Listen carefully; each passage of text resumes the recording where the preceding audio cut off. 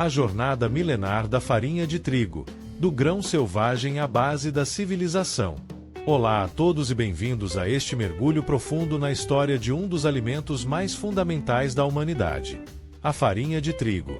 O que hoje vemos como um ingrediente onipresente em nossas cozinhas e mesas, seja no pão crocante do café da manhã, na massa da pizza ou em um bolo de aniversário, carrega consigo uma narrativa fascinante de evolução, inovação e um impacto inigualável na formação das civilizações. Prepare-se para uma viagem que atravessa milênios, desde os campos selvagens do Crescente Fértil até as modernas indústrias moageiras. Capítulo 1. Os primórdios, o despertar agrícola e o nascimento do trigo, há 10.000 a 8.000 anos antes de Cristo.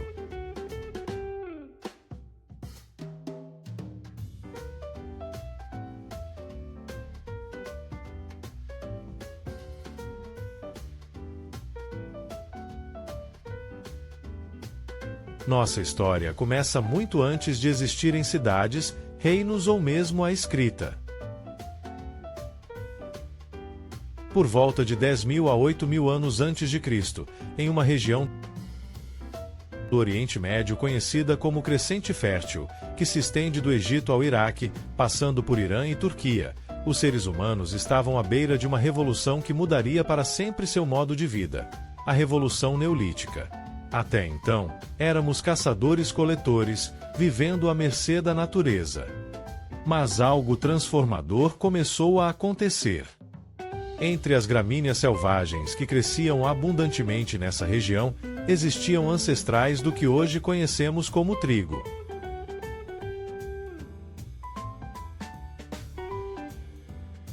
Espécies como o Encorne, Triticum monococcum, e o Emmer, Triticum dicoccum, eram colhidas por nossos ancestrais. Aos poucos, eles começaram a perceber que, ao invés de apenas coletar os grãos, poderiam plantá-los e cultivá-los. Essa observação foi a semente de uma mudança radical. O cultivo do trigo oferecia uma fonte de alimento mais estável e previsível do que a caça e a coleta. Isso permitiu que as comunidades se fixassem, abandonando o nomadismo. Com assentamentos permanentes, a população começou a crescer e, com ela, a necessidade de produzir mais comida. O trigo, com sua capacidade de ser armazenado por longos períodos e sua alta densidade calórica, tornou-se a espinha dorsal dessa nova economia agrícola. No início, o consumo do trigo era rudimentar. Os grãos eram provavelmente mastigados crus ou levemente torrados. A ideia de transformá-los em farinha surgiu da necessidade de torná-los mais palatáveis e digeríveis. As primeiras moagens eram feitas de forma muito simples, grãos esmagados entre pedras, produzindo uma farinha grossa e irregular. Essa pasta inicial, misturada com água, talvez tenha dado origem às primeiras formas de pães planos e sem fermento, assados sobre pedras quentes. Capítulo 2. As grandes civilizações antigas e a moagem primitiva, há 7.000 a 1.000 anos antes de Cristo. Com o trigo firmemente estabelecido como cultura fundamental, as civilizações começaram a florescer. No Egito Antigo, por volta de 4.000 anos antes de Cristo, a farinha de trigo e o pão atingiram um status quase sagrado. Os egípcios são creditados com uma das maiores invenções na história da panificação, a fermentação. Observando que uma massa esquecida, feita de farinha e água, inchava e produzia um pão mais leve e saboroso, eles dominaram o processo usando leveduras selvagens presentes no ar. O pão tornou-se um alimento básico, uma forma de pagamento para os trabalhadores das pirâmides e um símbolo de status e riqueza. Os ricos comiam pães brancos, feitos de farinha mais refinada, enquanto os pobres consumiam pães mais escuros, de farinha integral. A moagem, por sua vez, evoluía lentamente.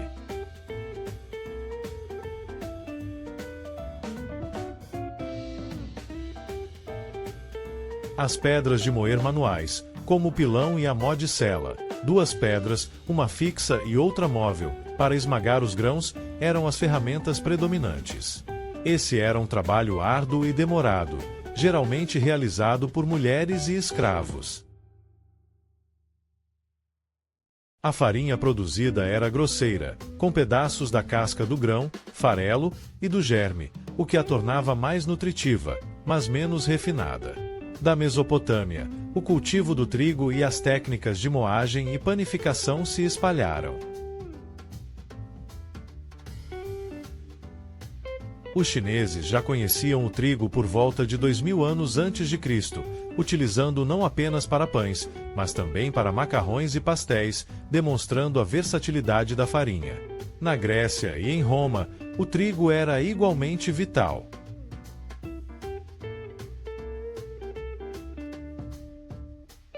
Os romanos, em particular, desenvolveram padarias sofisticadas e moinhos mais avançados, incluindo moinhos rotativos operados por animais e, eventualmente, moinhos de água.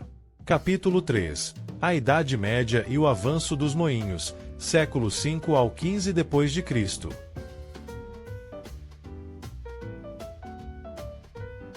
A queda do Império Romano trouxe um período de descentralização, mas o trigo e a farinha mantiveram sua importância.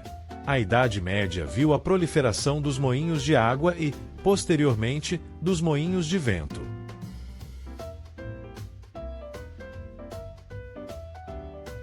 Essas inovações tecnológicas foram cruciais. Ao invés de dependerem da força humana ou animal, os moinhos aproveitavam a energia natural dos rios e ventos para girar as grandes pedras de moer. Isso aumentou drasticamente a capacidade de produção de farinha, tornando-a mais acessível a um número maior de pessoas. No entanto, a moagem ainda era um processo relativamente rudimentar. As pedras moíam o grão inteiro, e a separação da farinha branca do farelo e do germe, que eram considerados impurezas, era feita por peneiramento manual, um processo trabalhoso e imperfeito. A farinha branca, mais cara e difícil de produzir, continuava sendo um símbolo de status e pureza. Durante esse período, o trigo se consolidou como o principal cereal cultivado na Europa, especialmente nas regiões mais frias. O pão, feito com a farinha, era o alimento básico da dieta da maioria das pessoas, e sua escassez podia levar a crises e revoltas. A panificação se tornou uma profissão reconhecida, com guildas de padeiros estabelecidas nas cidades. Capítulo 4. As grandes navegações e a expansão global, séculos XV ao XVIII d.C. Com a era dos descobrimentos, o trigo e a farinha embarcaram em uma jornada global.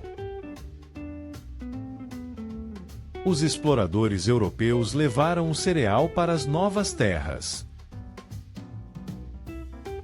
No Brasil, o trigo chegou em 1534 com Martim Afonso de Souza, embora o clima tropical tenha dificultado seu cultivo em larga escala, levando à dependência de importações e ao uso de farinha de mandioca.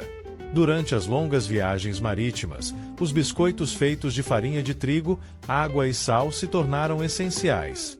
Eles eram duráveis, nutritivos e podiam ser armazenados por meses, fornecendo energia vital para os navegadores. A farinha de trigo, em suas diversas formas, era um componente crucial para a expansão europeia e o estabelecimento de colônias.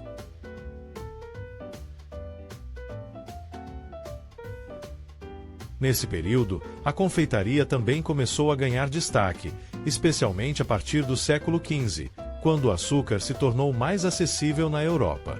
As receitas de bolos e doces com farinha de trigo e coberturas de glacê começaram a surgir, marcando o início da verdadeira confeitaria como a conhecemos. Capítulo 5. A Revolução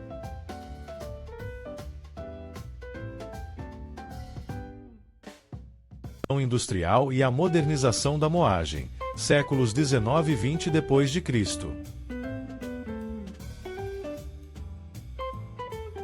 O século XIX marcou uma transformação colossal na produção de farinha de trigo com a Revolução Industrial. A invenção da máquina a vapor revolucionou a moagem. Os moinhos, antes dependentes de rios e ventos, podiam agora operar em qualquer lugar e a qualquer hora, com uma eficiência e escala nunca antes vistas. A grande inovação, no entanto, veio com a introdução dos moinhos de rolos de aço na Suíça e na Hungria em meados do século XIX. Ao contrário das pedras que esmagavam o grão, os rolos de aço laminavam-no, separando o farelo e o germe de forma muito mais eficaz da parte interna do grão, o endosperma.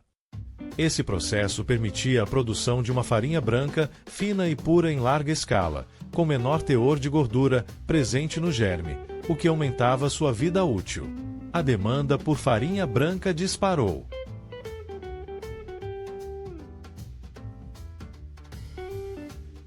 Considerada mais higiênica, mais saborosa e mais civilizada do que a farinha integral, ela se tornou o padrão. Essa mudança, embora tenha melhorado a conservação e a estética dos produtos, também removeu grande parte dos nutrientes, fibras, vitaminas do complexo B, ferro, presentes no farelo e no germe. No início do século XX, com a descoberta das vitaminas e a conscientização sobre deficiências nutricionais, começou-se a discutir a fortificação da farinha. Países como os Estados Unidos e o Reino Unido implementaram políticas de adição de vitaminas, principalmente do complexo B, e ferro à farinha branca para combater problemas de saúde pública. Capítulo 6. A Revolução Verde e a explosão da produção, meados do século XX d.C. em diante.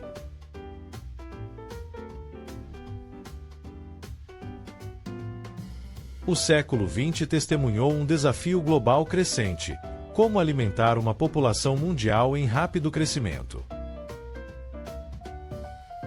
A resposta veio em parte com a Revolução Verde, um conjunto de iniciativas de pesquisa e desenvolvimento tecnológico agrícola que visava aumentar drasticamente a produção de alimentos, especialmente cereais, a partir das décadas de 1960 e 1970. Para o trigo, isso significou o desenvolvimento de variedades de sementes de alto rendimento, mais resistentes a doenças e pragas, e capazes de responder bem a fertilizantes químicos e irrigação. Cientistas como Norman Borlaug, agrônomo americano frequentemente creditado como o pai da Revolução Verde e vencedor do Prêmio Nobel da Paz, desenvolveram essas novas variedades de trigo que transformaram a agricultura em muitos países em desenvolvimento. A Índia e o Paquistão, por exemplo, viram sua produção de trigo disparar, evitando fomes em massa.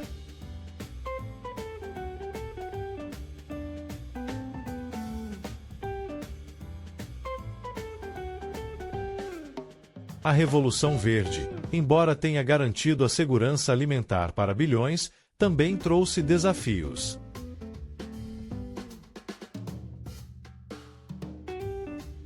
O uso intensivo de fertilizantes e pesticidas, a dependência de monoculturas e a perda de biodiversidade são questões que continuam a ser debatidas e abordadas na agricultura moderna. No entanto, o legado de aumento da produção de trigo e, consequentemente, de farinha é inegável. Capítulo 7. A farinha de trigo hoje: desafios, inovações e o futuro. Nos dias atuais, a farinha de trigo é um pilar da dieta global.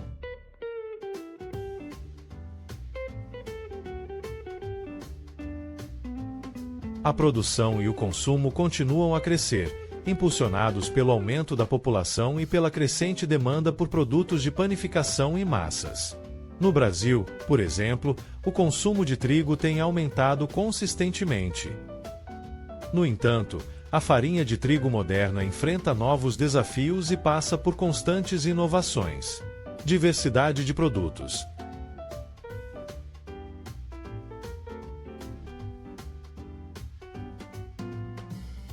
Além da farinha branca tradicional, há uma crescente demanda por farinhas integrais, que retêm o farelo e o germe, oferecendo mais fibras e nutrientes. Farinhas de trigo especiais, com diferentes teores de glúten, proteína responsável pela elasticidade da massa, para diversas aplicações, pães, bolos, biscoitos, massas, são amplamente disponíveis. Saúde e nutrição. O debate sobre o glúten e a sensibilidade ao trigo levou ao aumento de produtos sem glúten, embora a farinha de trigo continue sendo segura e nutritiva para a maioria das pessoas. Pesquisas contínuas buscam aprimorar o perfil nutricional do trigo e desenvolver variedades ainda mais resistentes e adaptáveis.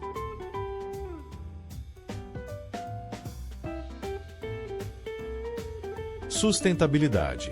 A indústria do trigo está cada vez mais focada em práticas agrícolas sustentáveis, como o plantio direto e a rotação de culturas, para reduzir o impacto ambiental. A agricultura de precisão, com o uso de tecnologia para otimizar o uso de insumos, também desempenha um papel crescente. Tecnologia de moagem.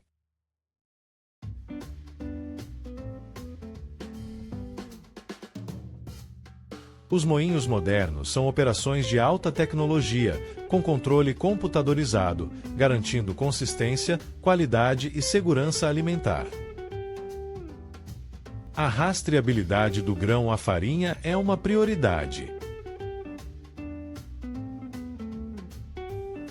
Trigos antigos. Há um ressurgimento do interesse por trigos antigos ou ancestrais, como o Encorne, Emmer e Espelta. Esses grãos, muitas vezes cultivados organicamente, são valorizados por seus sabores únicos e, em alguns casos, perfis nutricionais diferenciados ou glúten menos agressivo para pessoas sensíveis. A farinha de trigo, um produto de uma planta humilde, mas extraordinariamente adaptável, percorreu um caminho notável ao longo de milênios. De um grão selvagem esmagado entre pedras, tornou-se a base da panificação, da confeitaria e de inúmeros outros alimentos que moldaram culturas e civilizações. Sua história é uma prova da engenhosidade humana, da nossa capacidade de inovar e da busca incessante por alimento e nutrição. E assim, enquanto olhamos para o futuro, o trigo e sua farinha continuam a ser um elo vital entre o passado e o que ainda está por vir na nossa jornada alimentar.